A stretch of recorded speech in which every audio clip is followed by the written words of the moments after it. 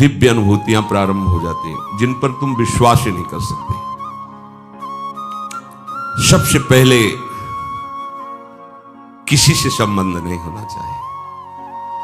ऐसे तो बहुत से अनुभव होते थे, पर वो जो एक अनुभव हमें शेनपुर में हुआ, बड़ा दिव्य अनुभव। ठीक दोपहर का समय, वहां दिन में कोई नहीं जाता था, रात्रि की तो बात जाए, दिन में कोई नहीं। कभी ऐसे पूर्णिमा आदि को 2-4 लोग ऐसे एकदम जंगल, 24 घंटे में 2 रोटी और इतनी अरहर की दाल के सिवा कभी कुछ नहीं था, ही नहीं कुछ कि वहां फल फूल लोग आ रहे जा, कुछ नहीं, एकदम ऋषि भूमि। अब भी है, तपोभूमि है वो। बस वो 2 बजे दिन में तो दोपहर में ऐसे कोई नींद का तो शायद सवाल ही नहीं कि नींद में थे, ऐसे नहीं। एक ऐसे बारंडा टाइप पुराना था, बहुत सी लता, गंगा जी ऐसे सामने लेटे हुए थे, मंत्राकार होते। ऐसी एक दिव्य सुगंध आई जो आज तक हमने कहीं वो सुगंध बाह्य में नहीं देखी। ऐसा लगा कहां से, मतलब सौरभ का जैसे कोई प्रवाह आ रहा हो, और जैसे जैसे सुगंध वो घ्राणेंद्रिय से अंदर आ जाती है, जैसे नशा चढ़ रहा हो। थोड़ी देर में जड़ता शरीर में आ गई, हिल नहीं सकते, एकदम जड़ शरीर है। आंख खुली हुई है, पूरी चेतना है, ऐसे भी नहीं कर सकते, बिल्कुल सीधे लेटे हुए। और ऐसे लेटे लेटे गंगा जी के दर्शन हो रहे थे। एकदम आधा शरीर ऊपर कैसे, जैसे किसी ने उठा के बैठा, और देखा गंगा की धारा से एक श्वेत वस्त्रधारी, दिन है, खुली आंख है, कोई स्वप्न नहीं, कोई तंद्रा नहीं, श्वेत वस्त्र धारण के, श्वेत जटाएं ऐसे, और वो ऐसे चले आ रहे, देख रहे, आए और गोद में से सर रखा, ऐसे ऐसे कर रहे, मस्तक को इतनी हम कहीं इन्हीं के अंग से शौरावा, और कुछ बोले थे। वो जीवन का पहला दिव्य प्रगट में ऐसे, तो स्वप्न में ऐसे, प्रगट में ऐसे ऐसे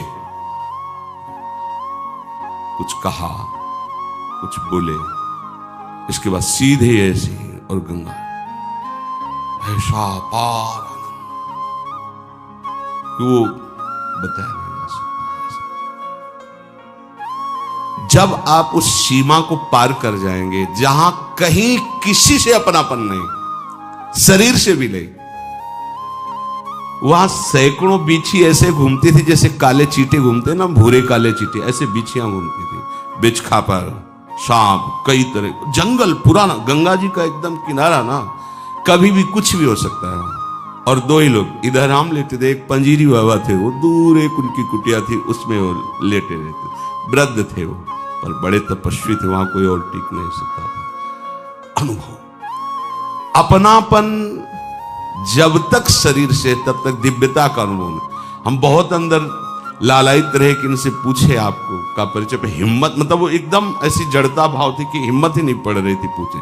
बाद में पता चला, वर्षों बाद में पता चला कि अमुक अमुक महापुरुष प्रकट होकर के बताया।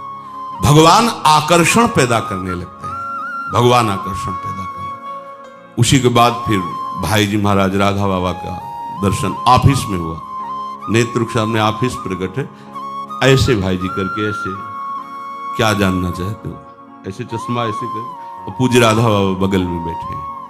उसे ही प्रश्न किया था, श्री कृष्ण की प्राप्ति कैसे होगी?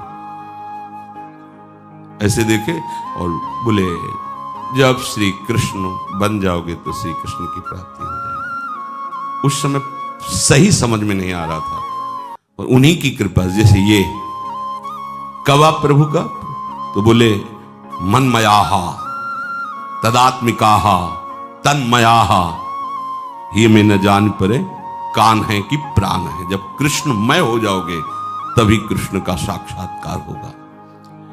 फिर तो झड़ी लग जाती है अनुभवों की। वृंदावन तो चमत्कार का समुद्र है, फिर किसी को समझाने की जरूरत नहीं थी कि भजन करो, भजन आनंद प्रदान, ये सब बहुत। फिर वो तो नशेबाज हो जाता है, प्रभु के नाम का नशा, प्रभु की लीला का नशा। देखो, नशा कहने में लगेगा कि कैसी बात, आशा बसन व्यसन, व्यसन में नशा, व्यसन या तिन्ही रघुपति चरित होए तहाँ सुनहि। यही आशा है, यही उनका जीवन है और यही उनका नशा है। क्या जहां भगवत चरित्र हो रहे वहां जाकर उनको सुनना या भगवत चरित्र गायन करना।